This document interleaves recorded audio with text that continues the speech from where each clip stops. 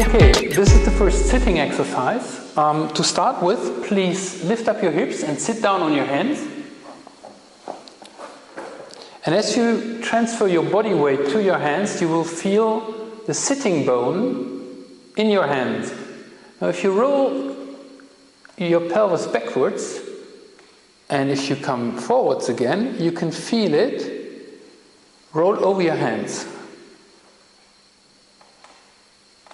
Okay, pelvis tilts backwards and forwards, and the sitting bone rolls back and forth under your hands. If you take the hands away, on a good chair, you should still be able to feel the sitting bone, how it rolls forward and backwards. Now, if the center of gravity is in front of the sitting bones, this is your position.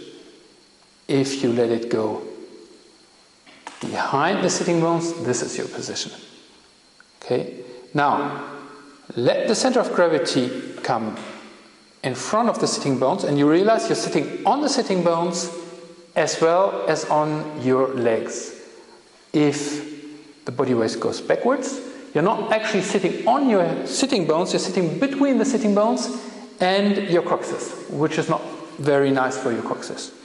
When you're in this position, try to breathe in and out slowly 3 times and check the quality of your breathing movement.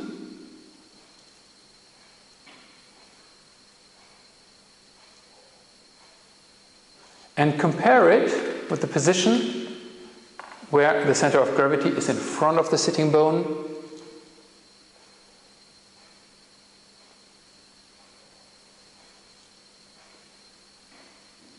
And you will probably realize that breathing is much easier in this position than when your back is rested against the dossier. Okay?